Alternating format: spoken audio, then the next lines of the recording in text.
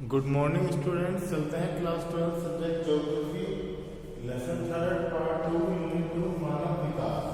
आज हम इस लेसन के अंदर जनसंख्या पर्यावरण पहले पार्ट में मानव संसाधन विकास मानव विकास इनके बारे में अध्ययन कर चुके हैं। आज हम अध्ययन करेंगे पार्ट में आर्थिक विकास, जीवन प्रत्याशा, मानव विकास की संकल्पना, सामाजिक सशक्तिकरण के सूचक और मानव विकास की क्यों आवश्यकता होती है।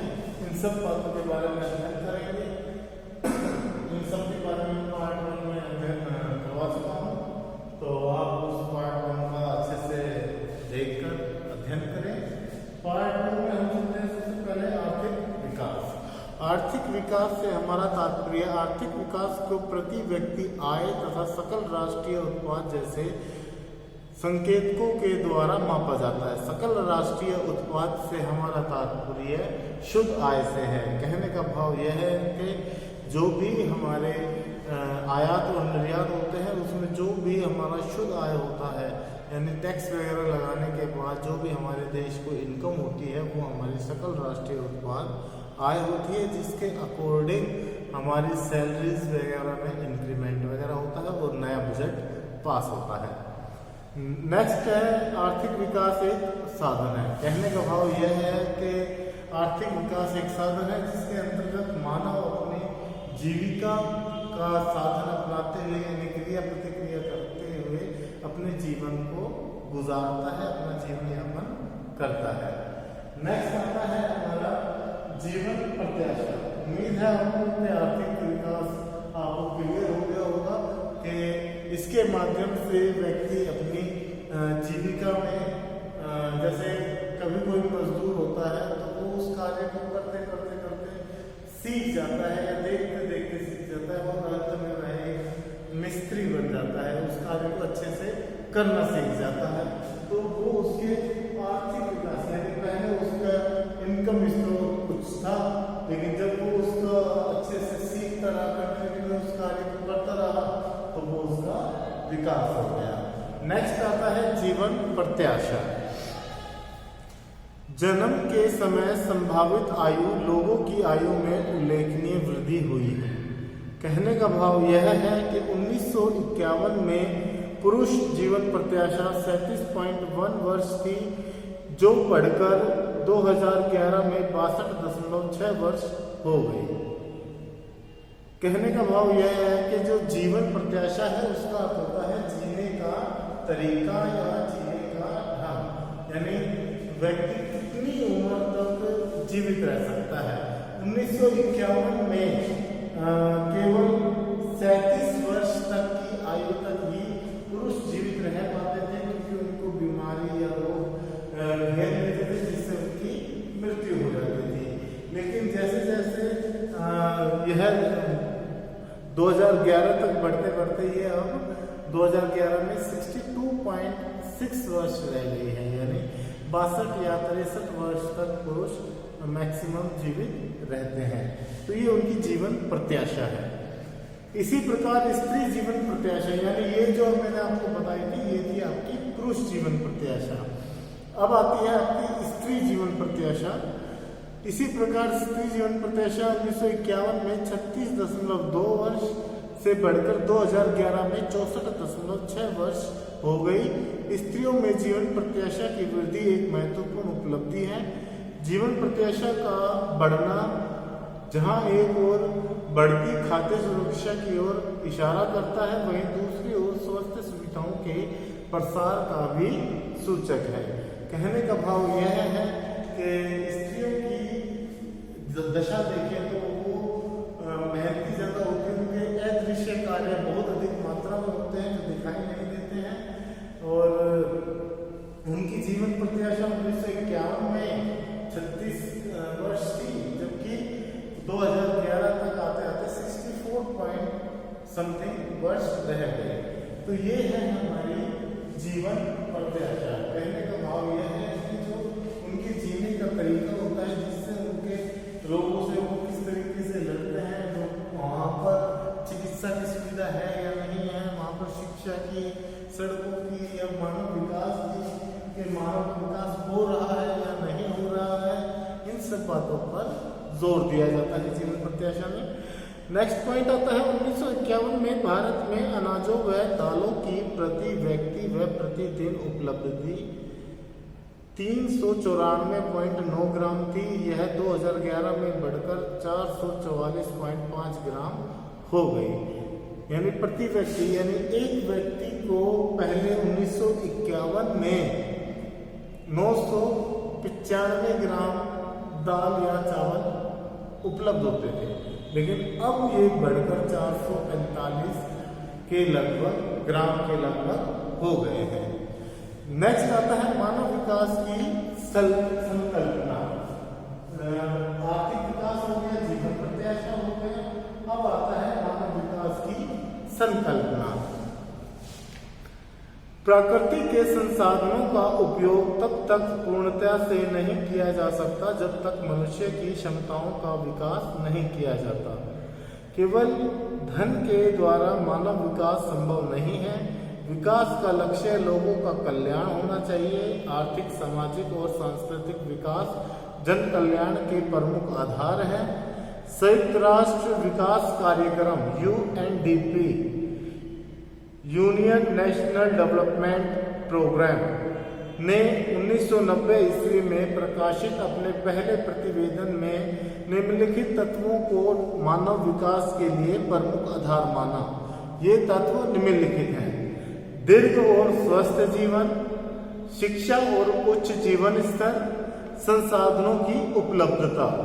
इन तत्वों के अतिरिक्त जीवन के और भी कई अनिवार्य पक्ष हैं जिनसे जीवन की गुणवत्ता को बढ़ाया जा सकता है, जैसे राजनीतिक स्वतंत्रता, मानव अधिकारों की गारंटी, आत्मनिर्भरता तथा स्वाभिमान इत्यादि।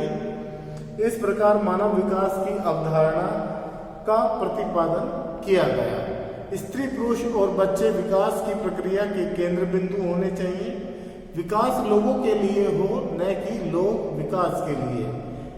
प्रति व्यक्ति आय बढ़ाने की अपेक्षा प्रति व्यक्ति सुविधाएं बढ़ाने पर बल दिया जाना चाहिए। राष्ट्र को वास्तविक संपदा लोग हैं, इसलिए विकास का मुख्य लक्ष्य मानव जीवन की समृद्धि होनी चाहिए। कहने का भाव यह है कि जो मानव विकास की संकल्पना है वो जीवन के स्तर को ऊंचा उठाना है। कहने का भाव यह है कि जिस तरीके से हम आज से लगभग 100 साल पहले रहते थे, क्या आज भी हमारे जीवन का स्तर वही है? क्या हम उसी तरीके से जी रहे हैं?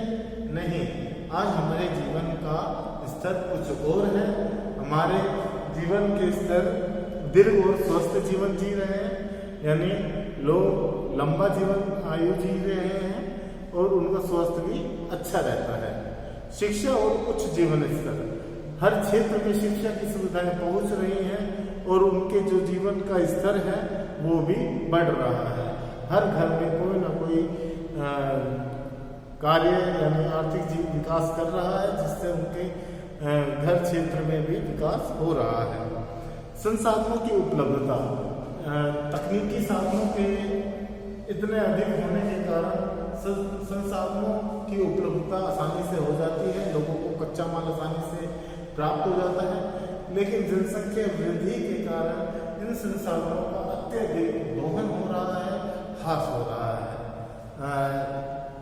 जो विकास होता है वो लोगों के लिए होना चाहिए, यानी लोगों के लिए, लोगों को विकास का जरिया नहीं बनाना चाहिए। क्या हमें अगर हम लोगों को शोषण तो कर रहे हैं, लेकिन उनसे जो उनका फायदा ना ले, उनका विकास ना होने दें, हम अपना विकास करें, तो ये गलत बात है। नेक्स्ट आता है भारत में मानव विकास के सामाजिक संकेतों की व्याख्या, यानी ये सामाजिक संकेत होते क्या है जिनका विकास होना आवश्यक है। कहने का भाव यह है कि मानव विकास तभी संभव है जब लोगों को भूख, गरीबी, अज्ञानता व निरक्षरता से छुटकारा मिले। यह छुटकारा तभी मिल सकता है जब लोग अपने सामर्थ्यों को जाने, विकल्पों का प्रयोग करें व प्रतिभागिता करें। शिक्षा से प्राप्त विवेक मनुष्य को गरीबी के दुष्चक्र से निकालने की राह दिखाता है। स्वतंत्रता प्राप्ति के बाद समस्त भारत में साक्षरता दर तेजी से बढ़ी है। साक्षरता दर 1951 में 18.33% थी, जो बढ़कर 2011 में लगभग 74% हो गई। प्रादेशिक भिन्नताओं के अतिरिक्त ग्रामीण क्षेत्रों और स्त्रियों, अनुसूचित जातियों, अनुसूचित जनजातियों, कृषि मजदूर इत्यादि जैसे हमारे समाज के सीमांत या कमजोर तबकों में साक्षरता का प्रतिशत कम है। यद्यपि सीमांत वर्गों में साक्षरों का प्रतिशत सुधारा है, ताकि धनी और सीमांत वर्गों की जनसंख्या के बीच साक्षरता के अनुपात को अंतर समय के साथ बढ़ता रहे। सशक्तिकरण का अर्थ है कि लोगों ने अपने विकल्प चुनने की ताकत पैदा की जाए। यह ताकत बढ़ती हुई स्वतंत्रता, क्षमता और उत्पादकता से आती है। सुशासन और लोकोन्मुखी नीतियों में लोगों को सशक्त किया जा सकता है। मानव विकास के लिए जरूरी है कि सामाजिक एवं आर्थिक दृष्टि से पिछड़े हुए वर्गों और विशेष रूप से महिलाओं का सशक्तिकरण हो। लोगों में अपने विकल्प चुनने की ताकत पैदा की जाए। ये होता है सशक्तिकरण का अर्थ, कि लोगों को इस काबिल बनाया जाए कि वो अपने अधिकारों के लिए लड़ सके, अपना जीवन यापन कर सके। वो होता है सशक्तिकरण। कहने का भाव यह है कि सामाजिक सशक्तिकरण के सूचक के अंतर्गत उनको जागरूक करना चाहिए, उनका जानकारी देनी चाहिए कि उनका विकास किस तरीके से हो सकता है, और उनको शिक्षा देनी चाहिए, जीवन स्तर सुधारना चाहिए। इसके द्वारा हम उनके सामाजिक पहलुओं को उजागर कर सकते हैं। नेक्स्ट पॉइंट आता है मानव विकास की आवश्यकता। हमें मानव विकास की क्यों आवश्यकता पड़ती है?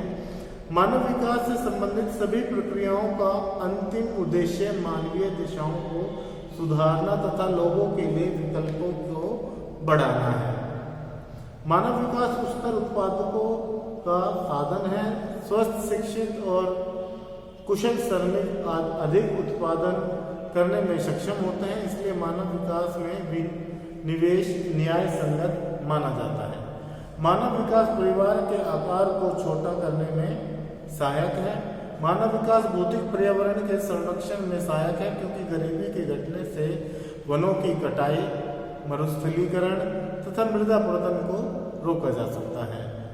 मानव विकास स्वस्थ, सुदृढ़ और सभ्य समाज के निर्माण में सहायक होता है, जिसके लोकतंत्र की जड़ें मजबूत होती हैं और सामाजिक स्थिरता बढ़ती है। मानव विकास सांप्रदायिक सौहार्द को बढ़ाता है और सामाजिक अशांति को कम करने में सहायक है। तो आज हमने मानव विकास की आवश्यकता किसलिए पड़ती है, मानव विकास के सशक्तिकरण के सूचक कौन से हैं, मानव विकास की संकल्पना, जीवन प्रत्याशा, आर्थिक विकास, इन सब के बारे में अध्ययन किया है। अगर इनमें से कोई सा भी पॉइंट आपको क्लियर नहीं